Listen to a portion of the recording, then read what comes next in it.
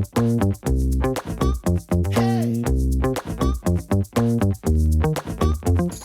ladies and gentlemen, welcome to another episode of Golf and Politics. We have a very special guest today, and I'm on his turf at Cedar Ridge Country Club in Broken Arrow. Tracy Phillips, who's a legend here in Tulsa, at 61 years old last year, qualified for the PGA Championship. Not the senior PGA Championship, the PGA Championship. I have to tell you, I was in West Virginia, driving in, I think Maggie Roller's here too. We should introduce Maggie. I'm driving down I-79. I shouldn't say this, but I'm watching on YouTube TV the tournament because I'm a golf geek. And I text you, are you watching this? And then your interview's coming up, so I pull off the side of the road to watch it with Scott Van Pelt. And I was like, I know that guy. I got a lesson from this guy. So that was pretty awesome. And we actually would like to have you back on our podcast with my partner to ask you a lot of questions about that and dive in it. But today, we're going to get into some of those questions, but mostly we're going to do a golf lesson. And the purpose of this lesson is, am I playing the right clubs? Are the clubs that I have in my bag fit for me well? Should I be looking at getting some different clubs? As much as I spend money on this game, I want to make sure that I have the best equipment for me and have the most enjoyment out of the game. And there's no, there's no reward for playing golf with equipment that's not best for you, right? You should play with the best things. Absolutely. I mean, you don't want a club that's holding you back. And depending on your tendencies, how you hit the ball, the flight you hit it, how much spin you put on it, things like that. You want to be able to control those elements, and the best way to do that is the design of the golf club, the shaft that you put in it. You're not a real tall guy, but you create a lot of speed and potentially a lot of spin. So you always have to look at those factors, especially playing in Oklahoma. You're going to play in some windy conditions. Right. You've got to be able to control the flight of the ball and the spin of the ball when you go play. I really, when I was in Ireland playing, anytime the wind was off the left in our face, I play a cut. It was I was crazy. It was nuts. There was just nothing I could do about it. I felt helpless. Yeah. So hopefully, with getting the right equipment and continuing to work with good teachers, I can learn to adapt. Absolutely. So should I just get warmed up here first? Yeah, loosen up, hit some wedges, kind of go through your normal process. Let's see what you do. What club you have right there? I got a 54-degree sandwich. Okay. That's just another thing too I want to look at is, are the lofts of my wedges the right? Should I be playing a 60 or a 58 or? Right. What is your set makeup right now? You go 58, 54, 50? 50. Okay. Right. And I'll be honest, the 50-degree is probably a club that I hit less than any other club. Okay. I just don't seem to have a big gap between my 54 and my 50, and I really get myself into trouble when I'm swinging real solid full shots with wedges. I seem to do better with just taking partial swings. Partial swings. Yeah. Okay. Okay.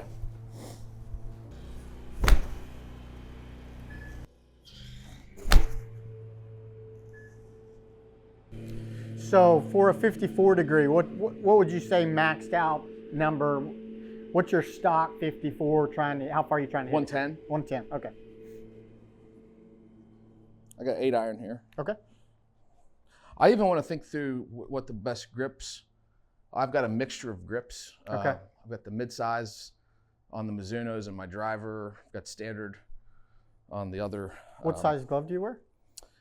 Medium cadet. Medium cadet. Okay. And you prefer a left to right movement? I do. Okay. Not that much left to right, but yeah. So the big thing about like that, obviously the face was open quite a bit.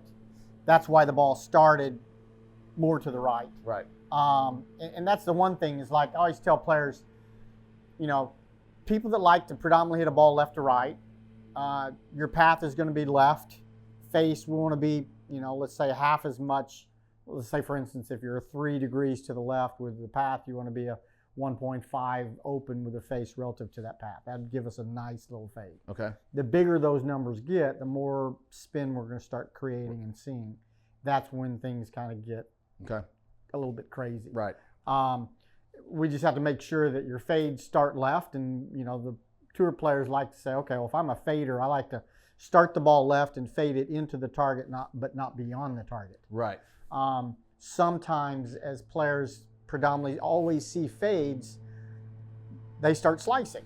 Just like, players that see right to left movements, continually will eventually start hooking the ball too much. Okay. So there's a part where sometimes you have to try to hit a few draws to balance your fade out. Okay.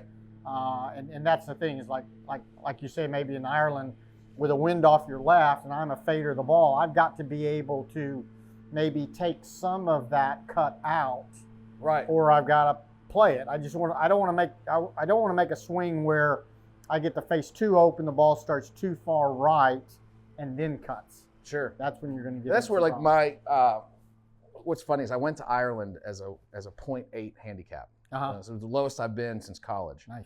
I came home from Ireland as a 5 with a soft cap. I mean, it was those courses were hard. The wind was blowing, and I feel like they're all underrated. Anyway, my best friend from college, he is a scratch, and he was hitting when we get those winds. He'd hit these nice rope 3-woods, low hooking through. I'm like, I don't have that shot in my bag, and it's I can't try to figure it out on this trip while I'm playing. Yeah, exactly.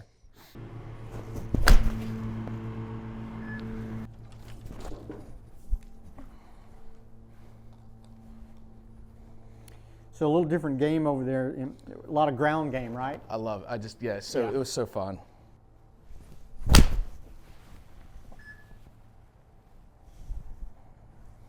Does have some speed, doesn't he, Maggie?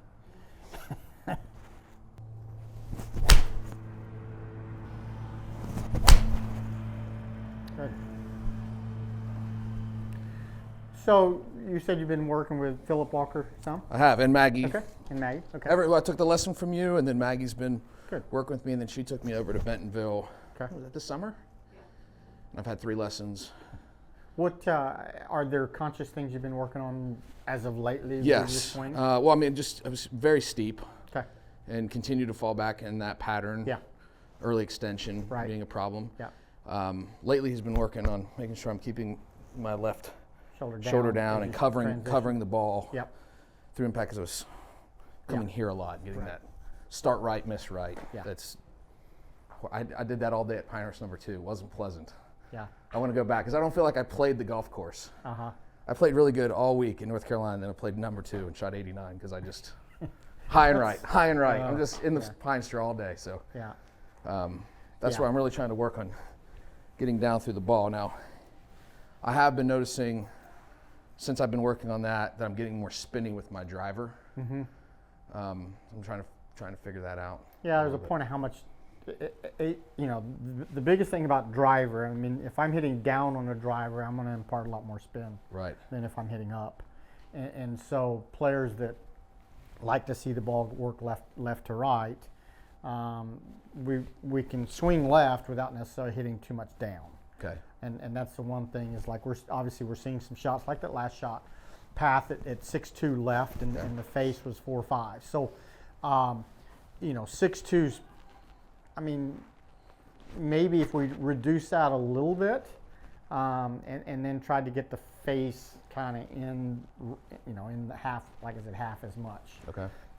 If we look at your swing, and I know this is more about maybe a fitting than actual lesson, but let's just take a peek and say, okay, well, if we're hitting this is your 3-iron, is that right? Yes, okay. sir.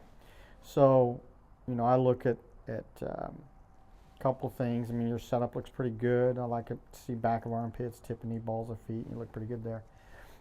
When you go back, you're taking the club, moving it away pretty darn good. I mean, that's about as good as we'd probably like to see in terms of the face matching your back line, where it's located and everything. Now, as you get towards the top, you will see that your upper body's starting to kind of go forward a little bit. Okay. So what happens when the body starts to go forward, and some of that could be maybe a lack of trail hip turn. All right. The arms start to climb up a little bit rather than go around. All right. So the body's going forward, the arms start to go up, and the club's in a pretty good relationship, I would say, but maybe not deep enough. Okay.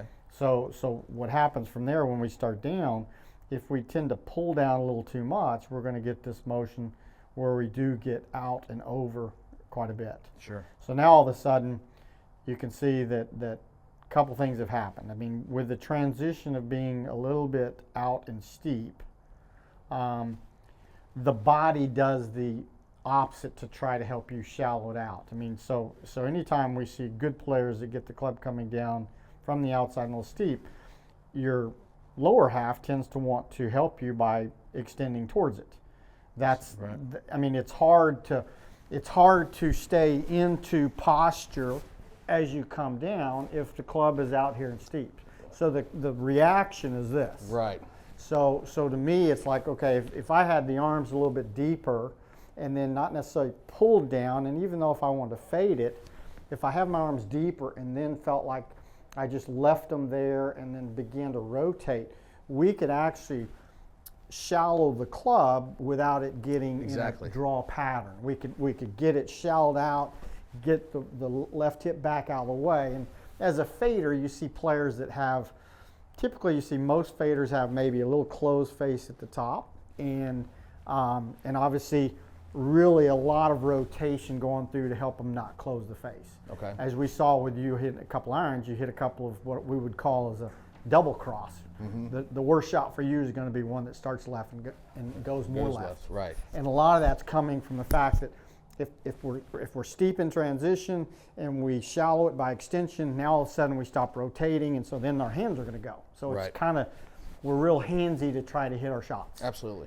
And so I mean, that's that second lesson I had with Philip. I mean, that was I was working on it, but I feel like there's always something, and then something else goes, you know. Yeah. But it makes total sense to hear if I'm working on the right turn. Just the club is forced to get into the right spot. Right? Like I said, if you had maybe a little bit more hip depth as you turn back, which kind of would allow the left arm and the arms to get just a little bit deeper. Okay.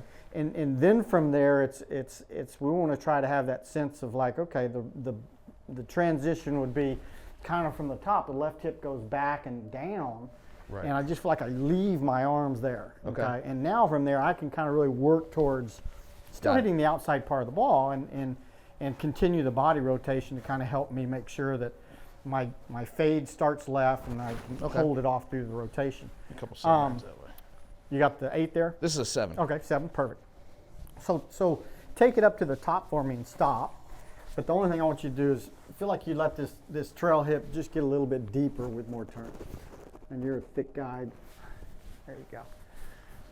Good. Now from there, I'd want you to feel like you just left it there and then kind of set back and open. Okay, good.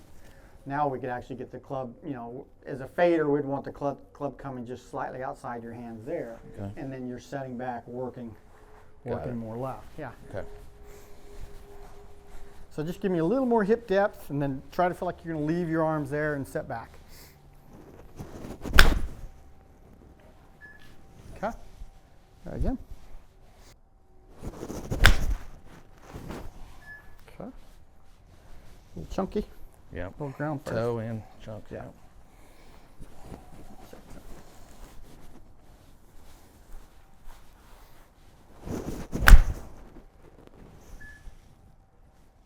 Okay, not bad. Still squeezing in just a little bit. You feel how you're a little towards your toes there? Yes. Okay. Do me a favor, scoot a little closer to it. Okay. A little less knee flex. Okay. Good. Rump under you. There you go. Okay. Now take it up the top and stop. Good. And then set back. Good. Good. Face a little bit more that way. Good.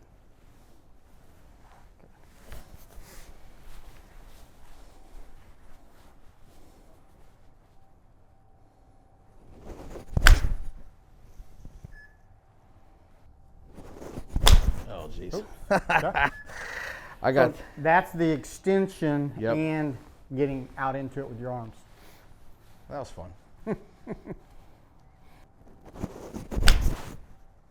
Okay. Now hit me one. I want you to try this. Hit me one and choke down about a ½ an inch.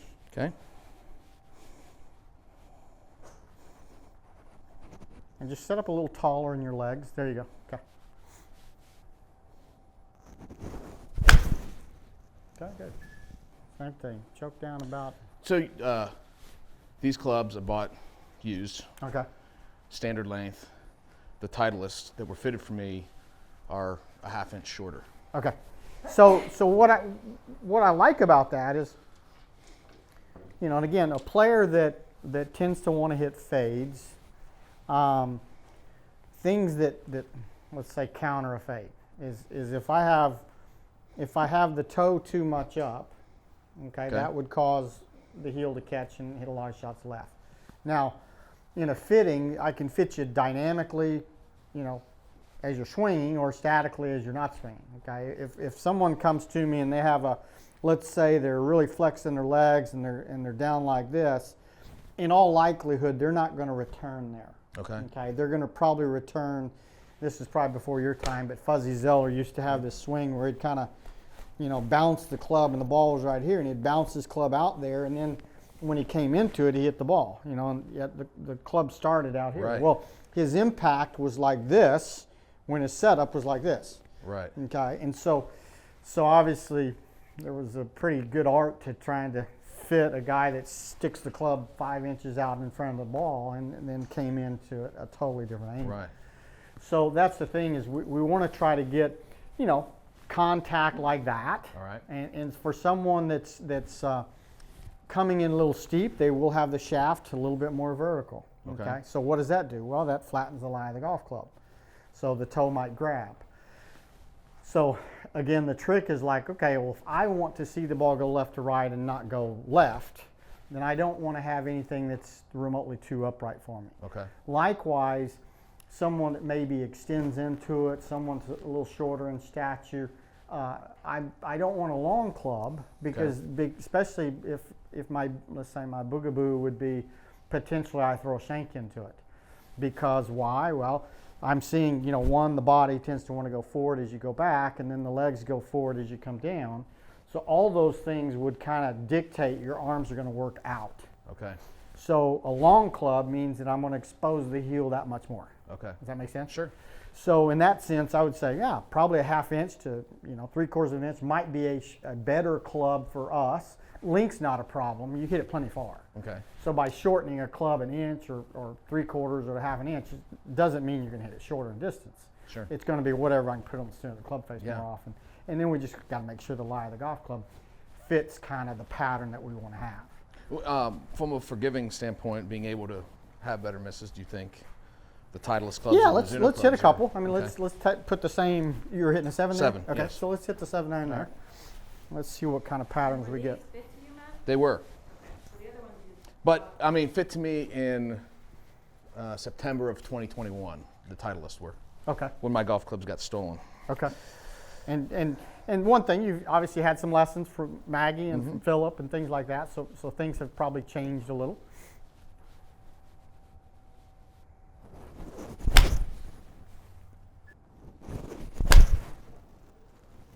I felt myself there. Squeeze into it? Yep. Yeah.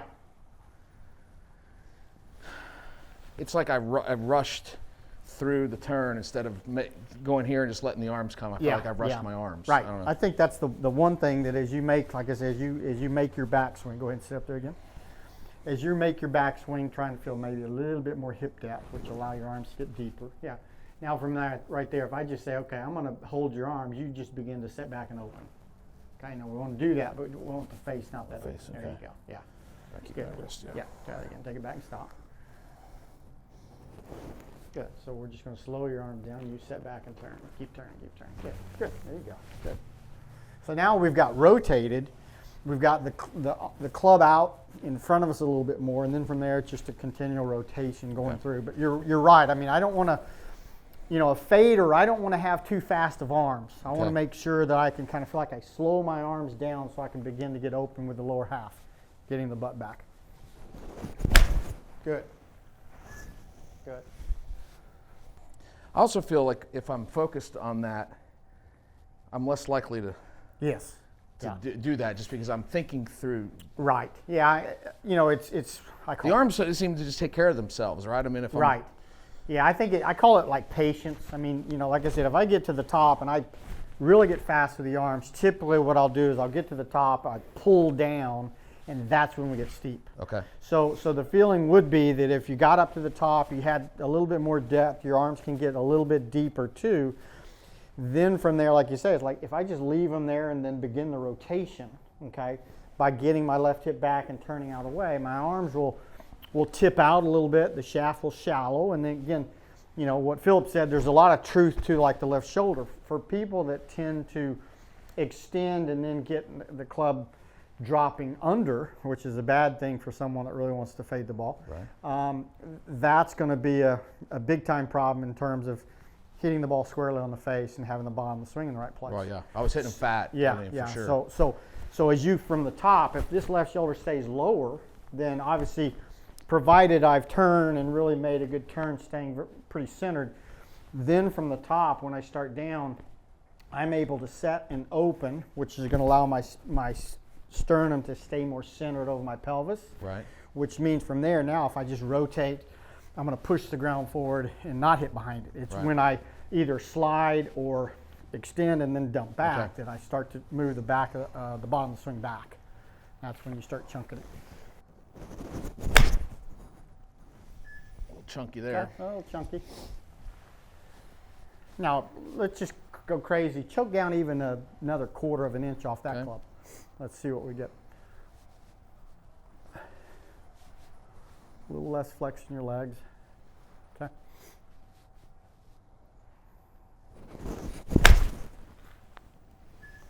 Okay. There again. Good. Yeah. A little off balance there. Yeah.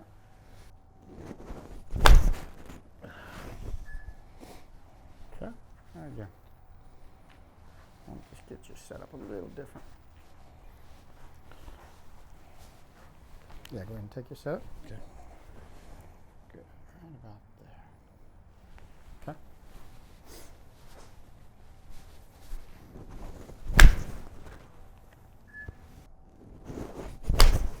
Good.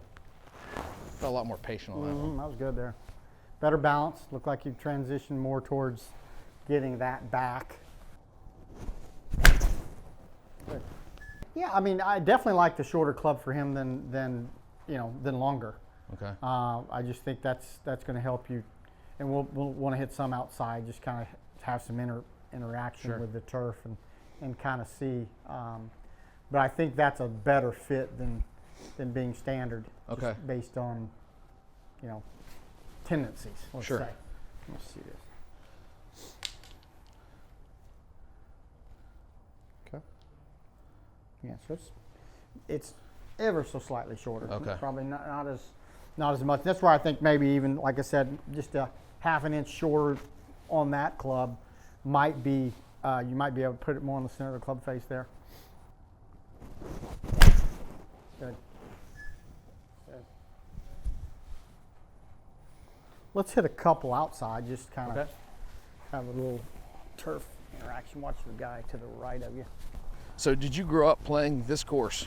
Pretty much, yeah. Okay. Dad was a Tulsa Country Club, I think from 1967 or 6 to 71. Okay. And then he came over as the second golf professional here at Cedar Ridge in 72. What year did Cedar Ridge open? 67 was the initial. I don't think we had the clubhouse until 69. Okay. Good. That didn't feel terrible. I wonder if I was No, that's pretty aimed good. wrong. Yeah, that was pretty much where you aimed it. Okay. So when you practice, do you put down clubs? I do. Okay. So let's say target is let's say pink flag. Pink flag. All right. Okay. And I guess the question would be, where do you put the stick? Are you someone that kind of puts on the outside part of the ball? You use one stick, or do you do something between your? I do a lot of different things. Sometimes I put it with my feet to make sure my feet are lined up right. Okay. Sometimes I put 2 sticks down to work on hitting the right path through the ball. Yeah. So a couple things. I mean, I notice sometimes with students, and it's just someone that if I put that down and I just, let's say I put it down randomly like that, and I said, okay, I'm gonna aim at, I'm trying to go the yellow pin. All right. Then where does that stick go? Doesn't go the yellow pin, No, because I'm not hitting it from that stick. I see. Does that make sense? Yeah. So we always need to think of like a railroad track. Like if the target line is represented by if that was setting on top of this ball and the target line is that yellow pin, then anything that's parallel left of that is left. All right. And then the further I put this stick over here, that's obviously going to be more left of that stick. I see. So be careful if you're someone that's just kind of wanting to line up your feet's not hitting the golf ball, the club face is. And so, Okay. so if this is aimed at yellow pin, there's no way, you can see what I'm saying. It's like, okay, if that's a yellow pin, then I've got to have the club face dead shut at address to get to yellow pin. Makes sense. We're not on a railroad track. Okay. So I always tell my students, if you're gonna aim at the yellow, let's say, and I'm good with, like, if you're just really going to be concerned about, where I'm aiming here and hitting a ball, I'm going to put this maybe a couple feet right of the yellow pin. Okay. And then that gives me room to play the ball this way to where I'm actually parallel to my target line. Got it. Okay. And then if you're a two stick person, yeah, by means, I want another stick down here parallel, and then I have a parallel line for my feet, my knees, my Sure. hips, and things like that. Okay. Those are matched up. All right. All right. So, and if you're fading a ball, we're going to say, okay, well, let's say our line, if I'm going to fade it into yellow, I'm going to probably start it at green with this left to right Sure. pin, So or left to right wind. just So yeah. right there. Okay. Again. Good one. So a little less flex with the legs at address. Okay. Good. Okay. Good. There you go. Well, That'd be kind of obviously a pure shot. We started pretty much on the line at which we wanted to start it at, and it ended up right there on the target. And it was all about the patience of Yeah. of Good the turn. patience. Good balance as a result of the good patience. Body moved better. Okay. Groove low, but not bad. Again, that is a fader. That's where we want to miss. We want to be a little bit left of target if we miss it. Pretty good. Now I'll put you in a golf course situation. Pins left side, water's left. Okay. Okay. What would you do?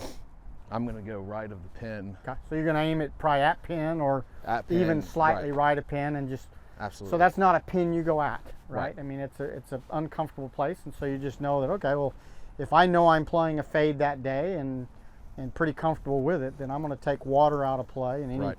resemblance of that. So I'm going to aim it either at the pin or slightly right of it. Take Absolutely. a 20 or 30 footer and rely on the short stick to get me That is absolutely something I've done. I'm still not good at it. I still can go brain dead. Yeah.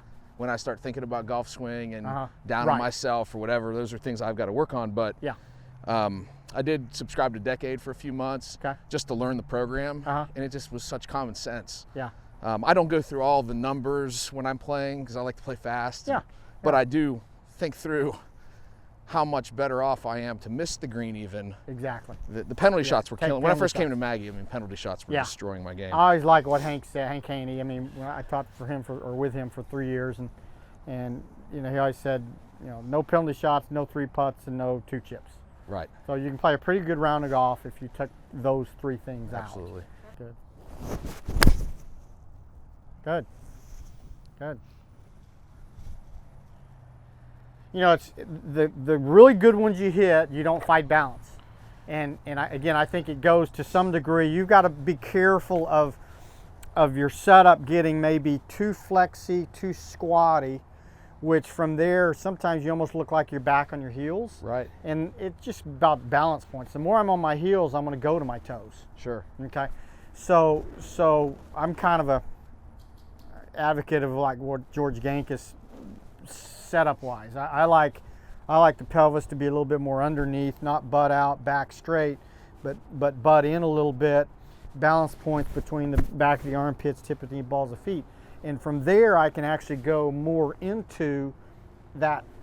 I'm feeling that I'm able to position. turn better starting in the position you got me set up in. Right. I than mean, when my knees are too everything, flexed. like I said, everything's about balance, and so the more I get into that squatty position, it is harder to kind of turn. Right. And what we see initially, like if I'm setting down and like in this more of a football position, okay, then from there, because I'm back on my heels, what am I doing as I turn? Well, we see that you tend to want to go forward anyway.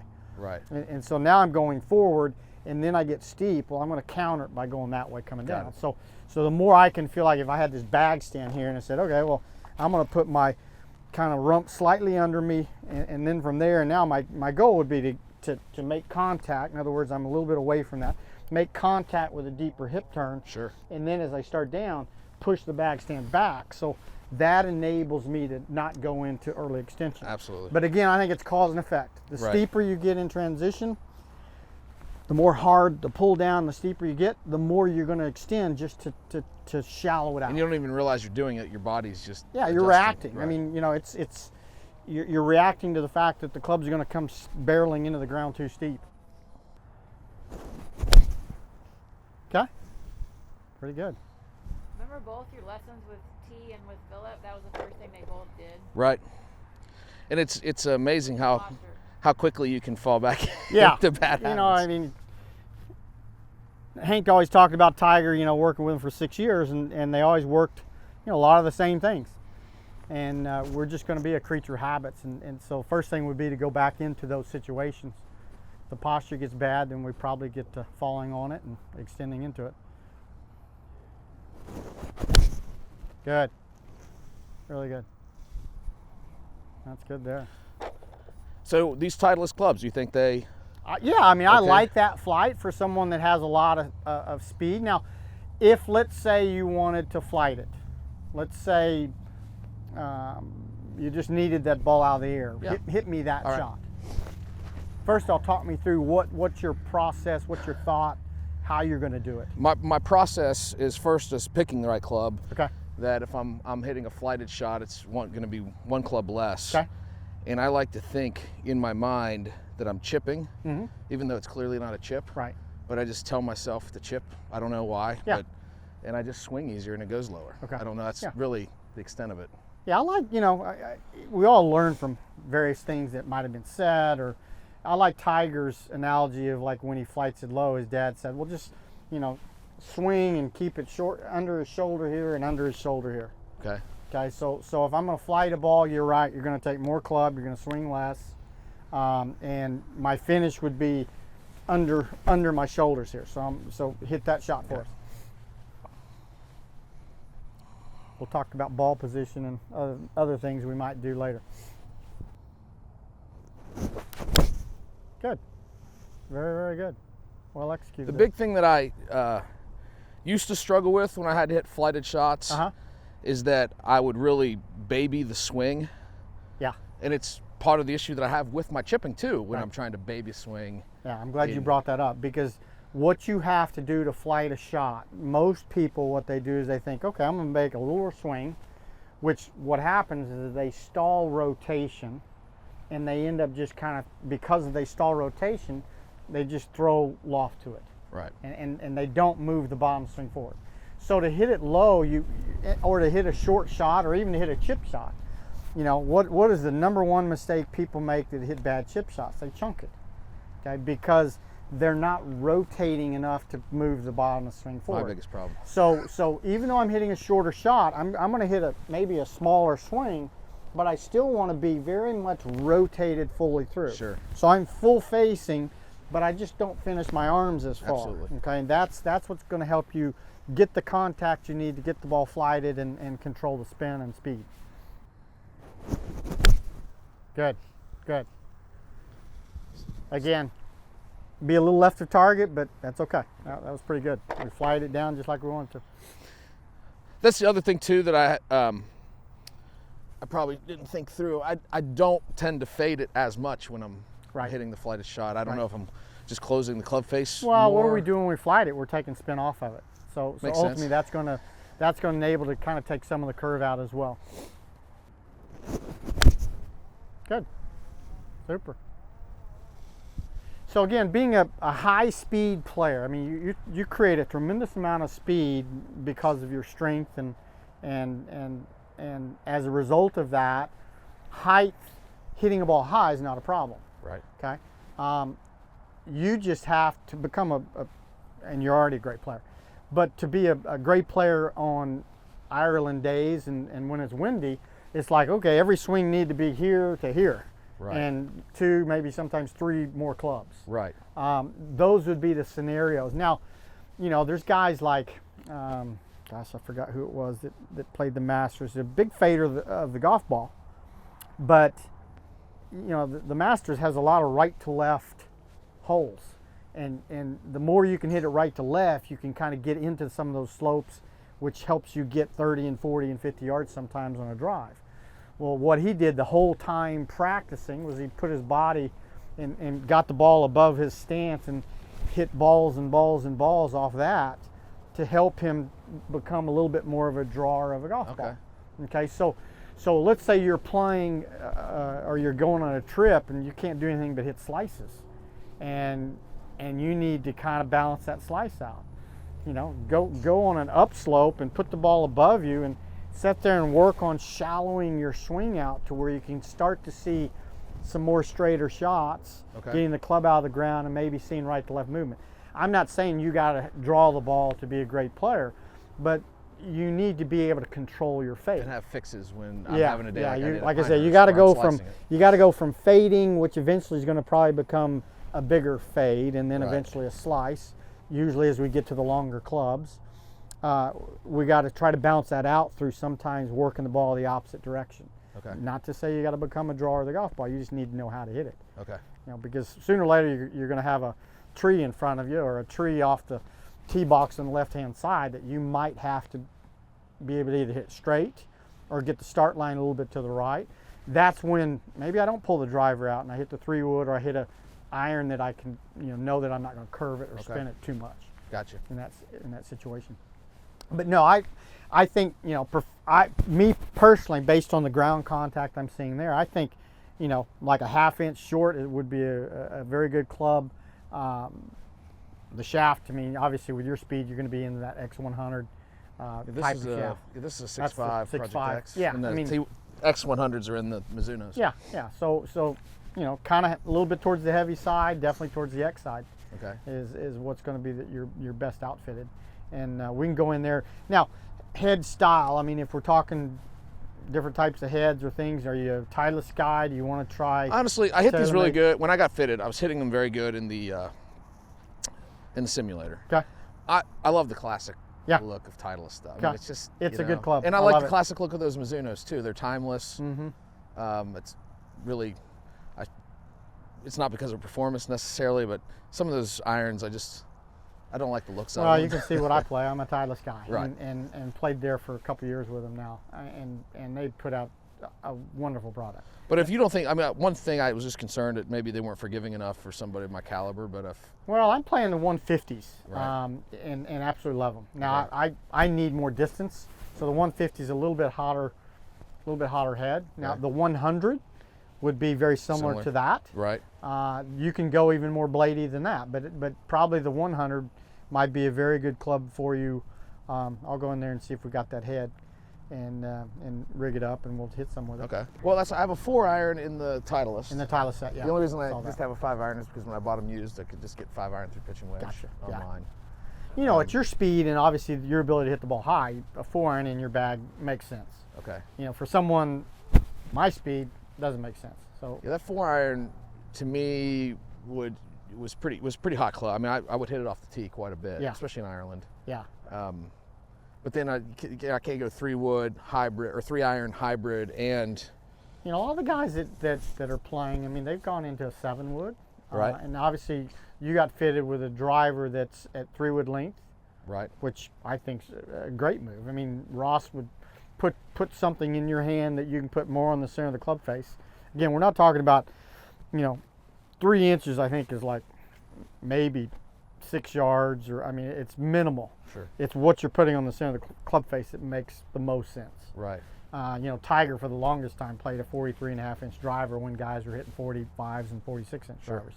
But now he's playing a little bit longer. But yeah, I would just say, when we talk about gapping or getting the set makeup, it's again we have to kind of think about at what yardage makes sense. Where you're going to play, and then someone like yourself with a lot of speed, we want to find like, okay, well, if the 4-iron travels what, 240, Probably. I don't know. I'd have to. I 230? haven't hit it in a while, but I think it's Okay. probably more like 230. Okay. Yeah. And then you've got the 3-iron that's obviously built to kind of get up in the air a little bit more. It is, and I think that I would probably, if I go back to the 4-iron, take the 3-iron out. Okay. Maybe tune the hybrid. I have a 2 hybrid, Okay. so I can tune it up to where it's like a 4 wood, Yeah. and I can tune it down to where it's like a 7 wood. Yeah. I think adjustable is great. So maybe go to the 7 wood Yeah. with that hybrid, Yeah. and then tune the 3 wood down to more like a 4 wood. Right now I have it almost like a mini driver. Yeah. And I really only have it in the bag as just an option when I'm hitting a Well, driver I think bag. you need, me personally, I think you need 15 clubs. I mean, you're gonna play certain golf courses that say, okay, well, I might need a driving, like a mini driver, Okay. to play a certain golf course, and I don't really have the need for the 7 wood because, the greens are, it's windy. The 7 wood gets up in the air, or maybe vice versa. I'm gonna go play somewhere where the greens are hard, and I need a 7 wood to come in pretty high on some par 5s that I could reach into at whatever 260. Sure. And so that would be a good situation there. So Okay. it's just about finding the right, I say 15 clubs, and because I think that 15th club is going to be a rotated club based upon condition of play or the type of golf course Makes you play. sense. Totally. Yeah. What about on wedges? I mean, right now I've got it set up with 50, 54, 58. Yeah, I mean, I think you spin off whatever your pitching wedge is to some degree. The interesting, in this set, I don't have the pitching wedge. I have a Vokey 46. Okay. So you're going to spin off that, and that's Sure. why you have a 50 and a 54 Yeah. and a 58. Okay. I always would say, I'll give you, for instance, for me, I grew up with a 56 as my most lofted sand wedge. Okay. Even before that, they didn't make sand wedges for kids, so I grew up having hit 9-irons for a lofted bunker shot or chip shot. Sure. I just learned to put loft on a 9-iron to hit a high soft shot because that's the most loft that a kid's club came with. Okay, so adding loft was never an issue for me. Probably 3 years ago, I went back and got a 58 for the first time. Okay. And I didn't like how I was so used to seeing my chips and pitches come out at a certain window, and I just never felt like I chipped and pitched as well with a 58. So I went back recently to a 56. So it's really about, are you a player that needs loft? Well, can I bring something up? Yeah. So this is something I've thought about. Yeah. I really don't like my 58. Okay. Like I struggle if I have a 85-yard shot in the fairway Okay. to just hit a nice 58 without. I don't control the ball flight. Right. I can take that 54 and I can flight it down. Yeah, Now perfect. there's sometimes I need that. Yeah. I've thought maybe I should go, 52 and 56, and that frees up another club for the top of the bag, and learn to just chip and pitch everything with the 56. Yeah, I mean, I wouldn't go that extreme. Okay. And the reason I say that is that you're going to make a lot more birdies and pars with wedges in your hand than having something on the top end. Okay. Where, like, if we're trying to add a 3-iron or a 5 wood or something like that. Does that make sense? Sure. Because, Okay. At your length, and people that, but I agree with the fact that, like, if you're 85 yards out, I think players tend to use their most lofted club too much, Okay. by far and away. And being a fader of the golf ball, the issue you would have is like you said, flighting it. To some degree, I always would like to say, if you're going to be a good wedge player, good wedge players don't take huge divots when they're hitting wedges. You can just go down the line, the Steve Strickers, the Zach Johnsons, even though Paul Azinger was a fader of the golf ball, he didn't take enormous divots. And so in that sense, it's like, first and foremost is like, I got to have something like when I have to hit over a bunker and to a tight pin, a 56 degree might be hard for you to do that if you went that direction, where maybe the 58 does. Maybe it's a bounce situation that's maybe not perfect for you, but I would say based on your golf swing is like, I love the fact that you take the 54 and can give it more of an arm body swing, take hands out of it, maybe shallow it out a little bit. Sure. That'd be where I'd probably say, go get 80 yards out, go put your ball on a above the ground stance, and learn to not take much ground. Okay. And for a while, and then from there go on a flat piece of turf and see what that result might be. Makes sense. And that'll help you with probably your wedge play from that 85. Okay. But I do like the one thing I do like on the 58 from a bounce perspective is the sand shots are fairly easy with that club. right. What bounce do you have on it? 14. Yeah. Yeah, I mean, 14, the kite grind. the kite grind, yeah, okay. Yeah, it's very important to have the right bounce, depending on the type of sand you're in, the turf interaction, or you play in Oklahoma where you got firm turf, you go and playing up northeast where it's soft, and you want to maybe, not have a real diggy sand wedge type deal. All right. The pros are changing bounce a lot. They do. I mean, I would say, one, they change wedges every probably every 2-3 right? weeks, Yeah. it seems like. Coast to coast they have. Yeah. And Okay. so and Vokies are fantastic. So, Right, yeah. well, let's go I'm look also at not a pro, Maggie, so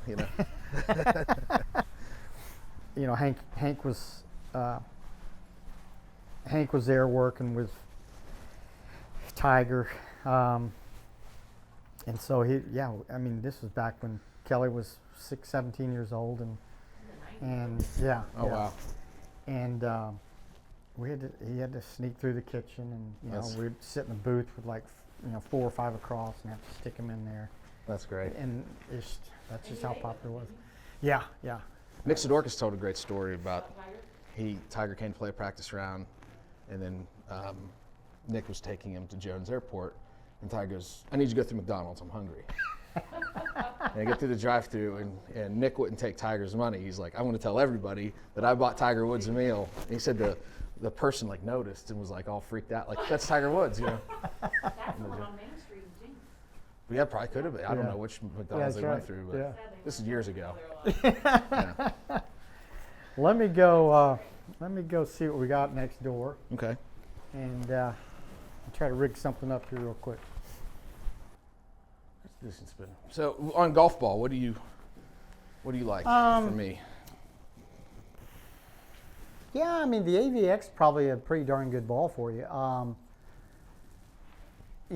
would obviously lean either that or, the left dash is going to be pretty hard ball. It might spin, like you said, a little bit more launch. If you don't spin the AVX, I mean, that's a pretty firm, hard ball, right? Mm-hmm. And it tends to spin a little less. I feel like around the greens, I played with the left dash a lot this fall. Yeah. And some with the Pro V1, and the definitely on chip shots, I like Pro V1. how much I can get those two balls to spin. Yeah. In comparison to the AVX. Not that the AVX is bad, it's just a slight. Yeah, I mean, that's the thing is it's such a feel. If you're someone that let's say averages 12 greens, and we got to look at okay, well, the 6 greens I miss, would I like the feel of the little bit softer ball versus something that's really hard? Mm-hmm. And the other thing is, can I spin it enough around the greens in that sense? For me, as a kid, I played Titleist Pro V. Mm-hmm. Now, since they've switched, Right. I don't know why they did, but they switched. Right. Where Pro V is now more of the non-spinning type ball, Sure. but it's a soft feel. Soft feel. The Where- AVX feels to me just like the Pro V1, and then the X and the X left dash are harder off the putter face. Harder feel, but Right. yet they spin more. They spin more, right. And so, but I like the feel I like the hardness of the feel, but for me around the green, I definitely like the spinningness. Sure. Versus, because I don't hit it hard enough to keep the Pro V in the air, especially when you get to the longer clubs, because I fight having enough spin. Gotcha.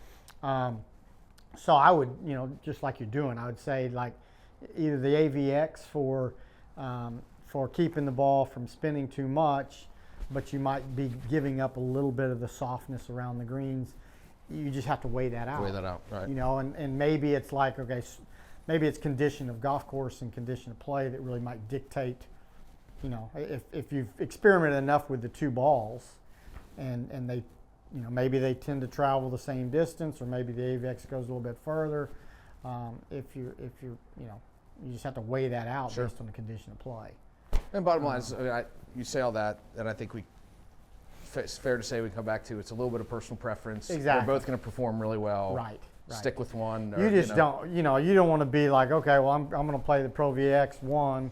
I mean, the Pro VX, that wouldn't make sense for someone that hits it high enough already that spins it plenty. Okay. So you just want to go the other side of the spectrum. Go to find the ball that Gotcha. that you can keep the spin off of it, but yet still like the around the green feel. Now, unfortunately, I didn't have the 100, so this is the 150. Let's just kind of see what we get here.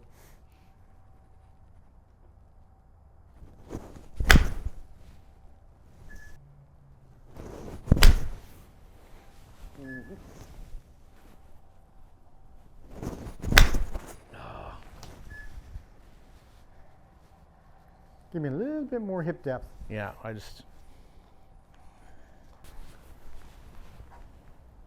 Good.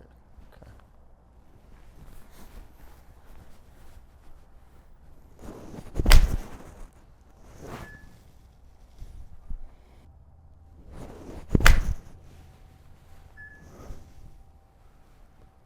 How does that club look to you? Looks good. I mean, it just a little thicker A little thicker than the Okay. CB, but doesn't. I mean, it doesn't. It's not a drastic change. Yeah. Yeah, I would think, like I said, I wish I had the 100 because I think that's more in line with like the CB that you've been playing. But They make such pretty they do. golf clubs, Yeah, don't they? they do. And with Titleist, they're coming out with new clubs this year, new irons. I got you. They're not. They're probably introducing them at the show as we speak. Okay. So I was hesitant to bring a Titleist because we don't have the exact one that you'd get. But that I would definitely say when the new irons come out that their version of the CB, who knows what that is going to be, but the 100 would be more complementary to what you're used to with the CB. Okay. But I like I like that KBS Tour shaft or the It's got project Yeah. X as well. Yeah. I like that shaft for you for Okay. sure. Well, that's good to know. And then I'm thinking then just better with the gapping here if I'm going with the 4-iron. So let's hit a couple of 4-irons. Okay. Let's see what we do there. Yeah, On the wedge. on the wedges. Yeah, certainly with the right bounce. I mean, when you're looking at I'd start with your most lofted club, and so when we're dealing with a club that has 14 degrees of bounce, some people that don't really realize what we're talking about there, we look at this club and we can see the leading edge is up off the shaft. So the more I lean the shaft forward, we take bounce off. That's a no-no when you're trying to hit good pitch shots. Okay. The more I open the face, you can see I add a lot more bounce. So depending on a person's impact, someone that's give you a couple of examples. A guy that's like what I call a drag cutter, maybe a Colin Morikawa. Okay, he's had problems with chipping and pitching around the greens, which is someone that is a bowed wrist player that is a dragger cutter. So that scenario lends towards digging a little bit more. Okay, not great for pitching. Sure. Now he's very good everywhere else. Dustin Johnson, same thing, kind of a closed club face player, bowed wrist player, has a little bit of a funky move at the start of his takeaway. Not the greatest wedge player. Okay, he developed into being a very good wedge He player. worked TrackMan, didn't he? To get his. Yeah, I mean, that was his. Yeah. Before he won the Masters, right? Yeah, and so it's just understanding like, okay, what is a person's impact, and then what best suits that player to try to get them the right degrees of bounce, and then condition of play. I mean, if you're playing in Oklahoma and the turf's pretty firm and hard, a high bounce club may not be great. Okay, so or bunker. Let's say I go play somewhere where the sand is really firm. Maybe I play a public golf course and I can't maintain it as well as maybe a course that has the budget to maintain it. And so I get into hard pan type sand. Well, a high bounce club is not going to be very good. Right. So I'm gonna need a lower bounce for that play.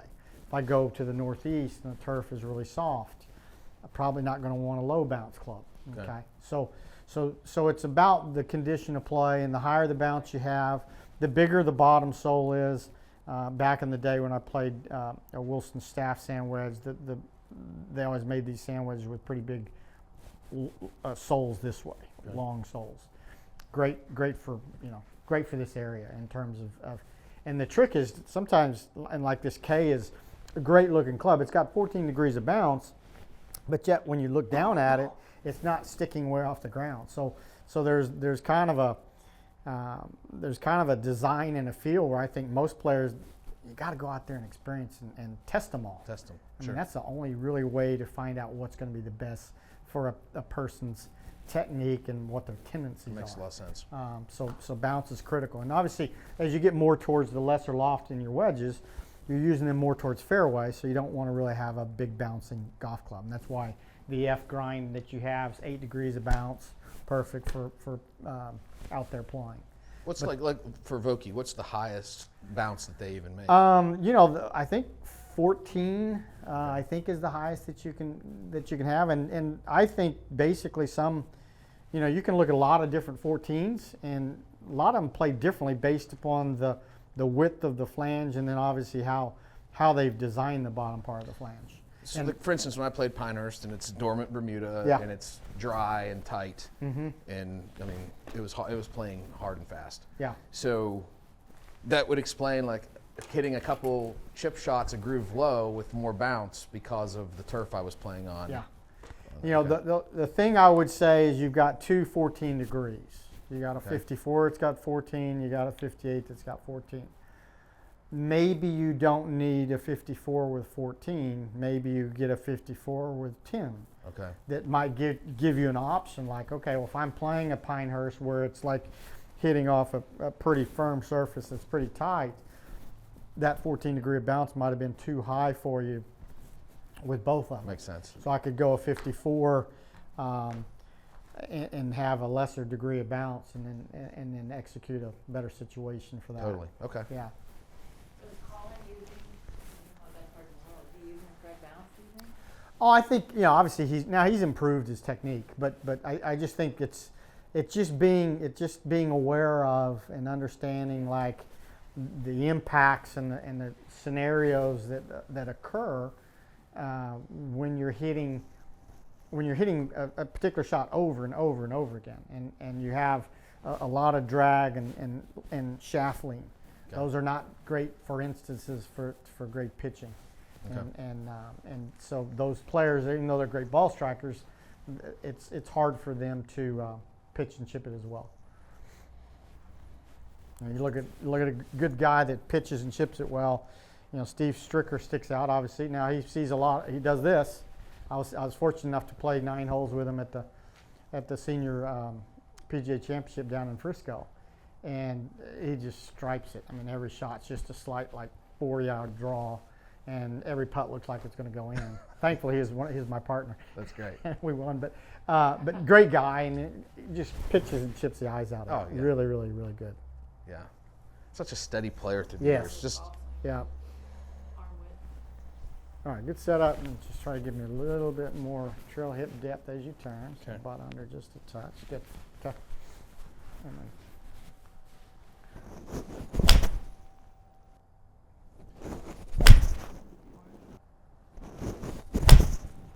Okay. Closer. So obviously you hit the ball plenty high with a forehand. I mean, you're hitting it. Carry and one of those was 232, 221. Well, that's a little towards the heel. Spin rate 4,900. That's not bad. I felt like my takeaway got outside there. Okay. It was a groove low. Yeah. Oh well. So, in a round of golf, let's say you called out 2 courses. Pine Valley you played? I did get to play there this year. It was awesome. It's something else, isn't it? It is. It's just the best day. One I of the best did days with of my life. Marcellus Stallone. There's so interesting story about Pine Valley. Yeah.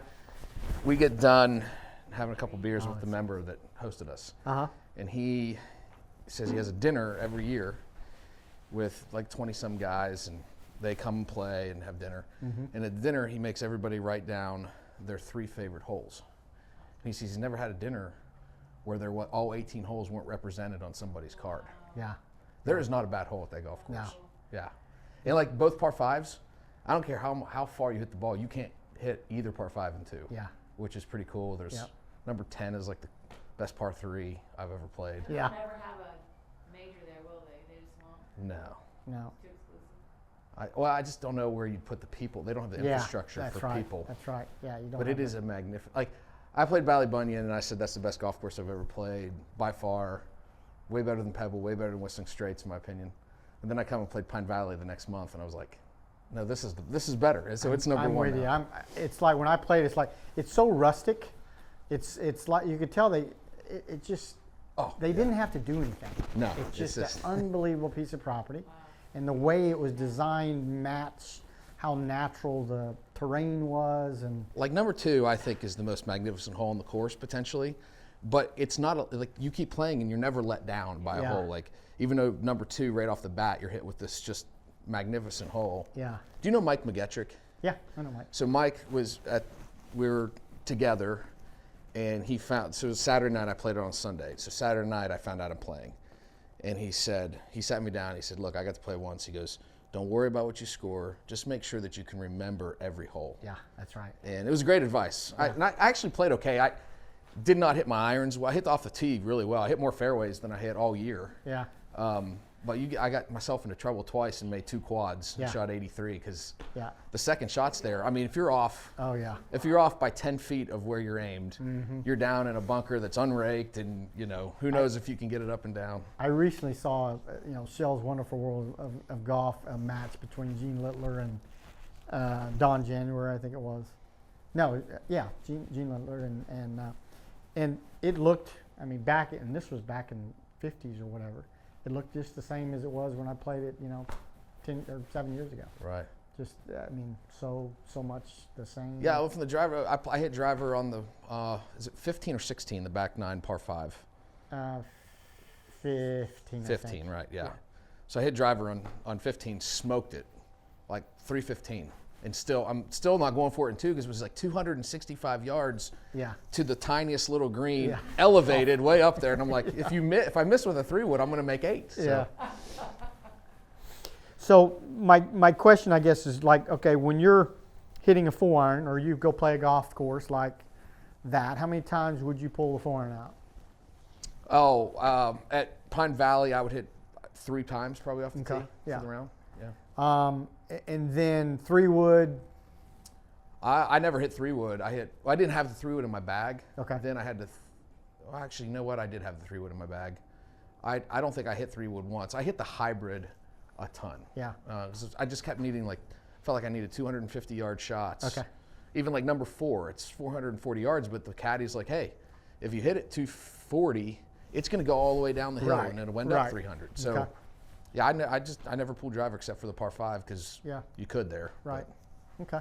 So hit me one more of those 4-irons and then hit me a couple of these hybrids.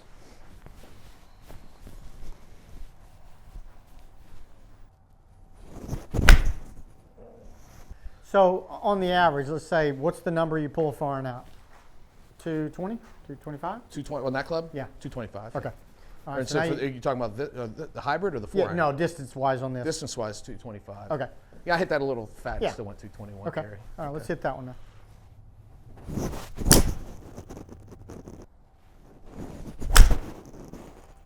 Well, is that downwind? Because You do have a little helping off your left.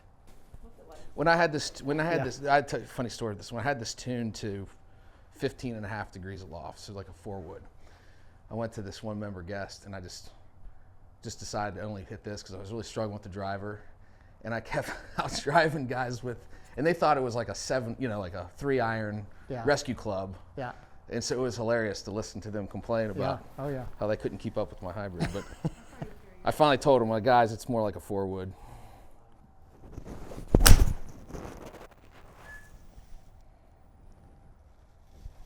So obviously that's a club that you can use a lot off the tee. I do. You can see how worn it is. And certainly courses like you're saying, if you're playing a 600-yard golf course, and you hit that 260, might roll out 275. I mean, that's us hitting driver. Us younger, or not younger, us older guys that don't hit it very far. So bottom line is that's a very good club. The situation that might arise occasionally, but probably not that much, is like, okay, I got maybe a pretty sizable gap between this club and that club. Right.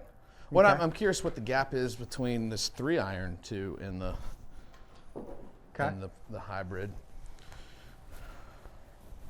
I forgot you had that. Okay, that makes sense.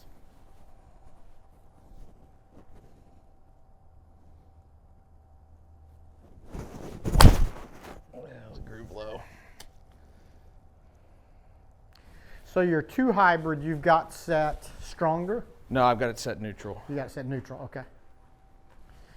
How? I've had it tuned to higher loft and to lower loft at different times, depending upon what I have in the bag.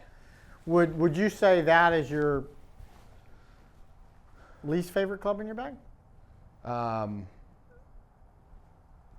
Or the least hit club in your bag?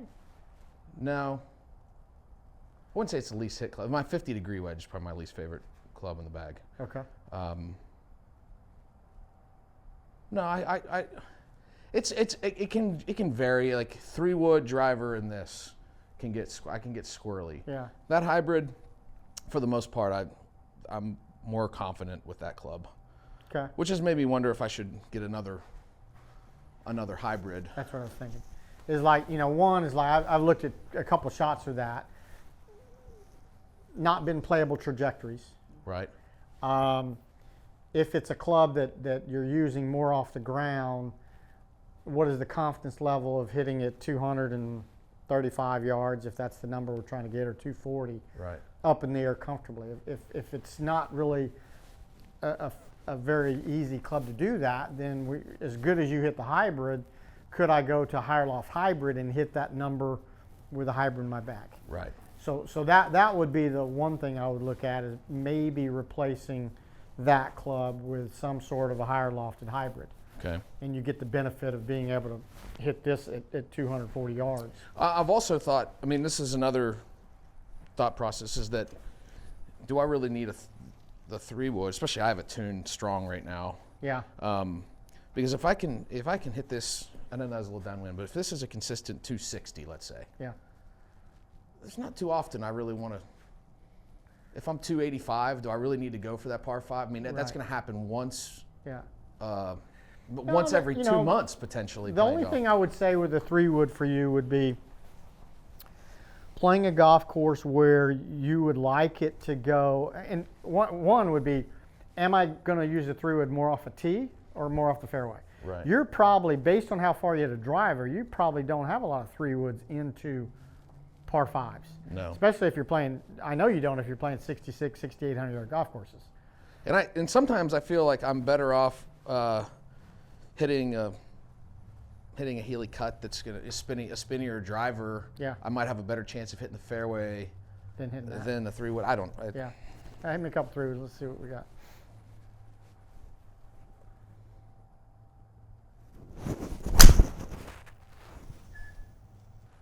.287. So, like I said, I see you hitting 3-woods more off a tee than off the ground. Okay. And so that being said, is I would try to find, or I would, and maybe that's the club, is I would find at 3-wood that if you had to hit the fairway and you didn't need it 320, Sure. then you have a 3-wood that's just perfectly designed for that. And it could be it could be in following the same suit, it could be a 4-wood length or 5-wood length. Right.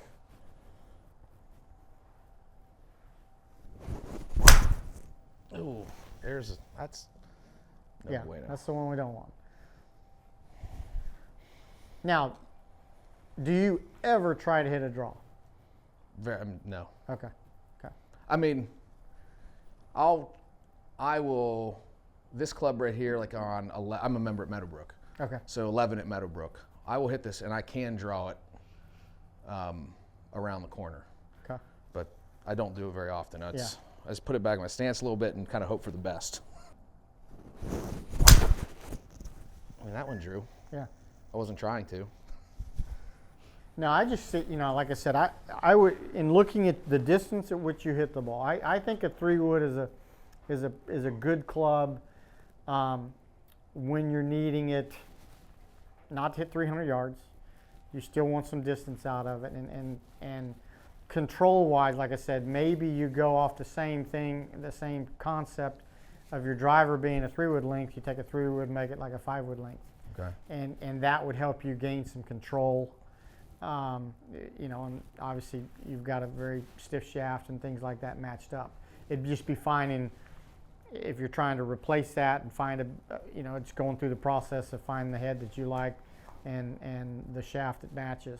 Okay. And that's something where obviously we don't have a lot of, unfortunately we don't have a lot of extra stiff shafts. That's where I think Ross comes in, because he has a lot of shafts.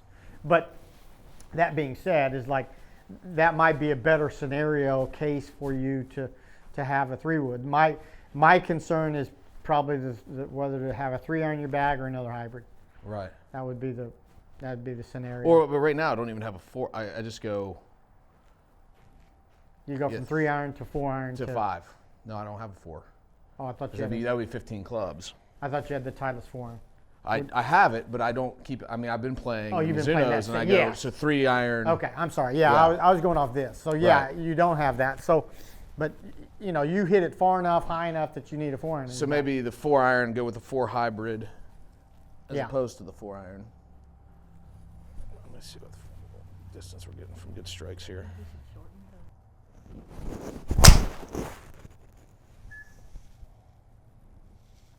Now, did you have that driver in Ireland? I did. Okay. I didn't even go as far as my 3-wood. Well, it's just because of low launch Okay. and very low spin. Okay. Oh wow, spin rate was only 14. Yeah. Let me try hitting up on it a little more. So let me see what he put you into. 8 degrees standard. What was the carry on that, Maggie? Okay. At Tour Quality yesterday, I was getting spin rates. He has Pro V1s over there, so that's what I was hitting off the tee. I mean, my spin rates were 2,400 pretty consistently.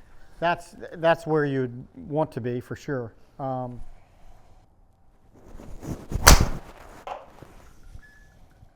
me try. What were you launching it over there? I can't remember. remember?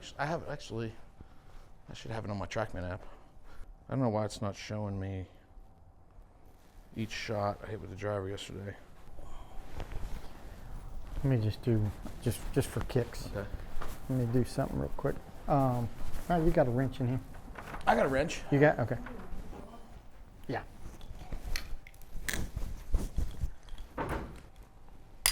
Okay, hit me one there.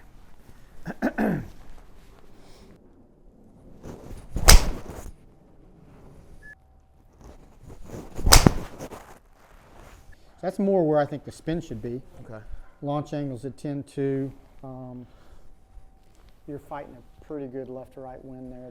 And it's not curved. Even though we've added some spin, it's not curving a tremendous amount left to right. I mean, what I'd do is I'd play with it like that. Okay. And just see what you get. Obviously, when you're launching it, if you're not launching it 11 or 12, or if you're launching it below that and below 2,000 spin, you are going to lose some carry distance. Sure. Where that wasn't as good as the first two, but we didn't get the spin rate on that. So,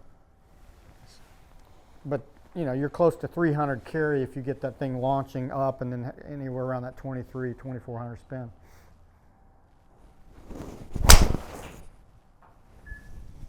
And I'd play all day. I probably need to adjust my 3-wood if I do keep that in the bag, because I mean, if at 13 it's 13. it's carrying it was carrying 280 to 285. I don't really need to carry that much, Right. that close to my driver. Well, and again, it gets back into playable yardages. What Sure. where you're gonna, do you need a strong 3-wood? Probably not at your length. I love what you said though. I need 15 clubs, and then you're going to make adjustments depending on where I'm Yeah, playing you have or a how I'm what I playing. call a swing club. Traveling. Yeah. And Mickelson, he practices with like You 20 know, clubs and- in a bag. He calls it and- the Mickelson rules of golf or whatever when he plays matches, off the tour. He's got what, 5 wedges? And that might be a situation where you bring in maybe even a higher lofted wedge. Okay. I mean, I would see, again, I would see you benefiting more with, like, okay, you're going to go play a golf course. Well, Pinehurst would be a good example. If they're firm, hard fairways or collars around the green, and you got all those false fronts that you got to hit a nice high soft pitch, and I've got a 58-14, I could probably use a 60-04 and have that in my bag and discard one of my clubs I know I'm not going to probably use a lot. Sure. Being that it might be the 3-iron or it might be a, whatever. But I think you'd be better that way than sitting there trying to do something on the top end. Okay. And probably the hybrid's going to be one you're going to hit a lot. Sure. Because it's kind of that sweet spot of like, okay, you're playing a 370-yard hole that's pinched in at 300. Okay, I got a hybrid that goes 270 carry. That's going to kind of put me in a perfect slotted place. Sure. So everybody's a little different, and like I said, it's all about the courses you play and with your swing speed. Hills really well. What would you recommend when you start? Yeah, I mean, Southern Hills is obviously. I love the way you're talking about that wind. I get it. It's like any day. I just had lunch there before here, so. It's definitely a second shot golf course. Of course. And it's at its longest, which is what they play at the PGA. I mean, you won't play it that long. Right. But there's scenarios out there where it's all about putting it in the fairways. Sure. And length is, it's not the longest course that you'll play, but just typical. It's got some great holes that you got to play into the slopes pretty good, and you got to be able to work it kind of both ways out there. Around the greens, it's going to be, you need loft. Yeah. You need to be able to high soft shot, whether it A be lot of from things to work on. firm bunkers and things like that. But Well, thank you very much for Absolutely. doing this. Hope I didn't mess It's a you up too blast. much. No, it's great. I'll give you one of these too with ball marker of our podcast. nice. Okay, I'll check that out. Well, That's thanks. yours. Oh, thank you. I just want to thank everybody for tuning in. Thank you to Tracy Phillips and Maggie Absolutely. Roller for teaching me and being patient with me. And this has given me a lot to think about and a lot of great new philosophy, I Yeah, think, to think yeah. through how to put my bag together. So tune in, subscribe on YouTube, audio podcast, wherever you get there, and all of our social media channels, which are on the screen. Thanks. Hey.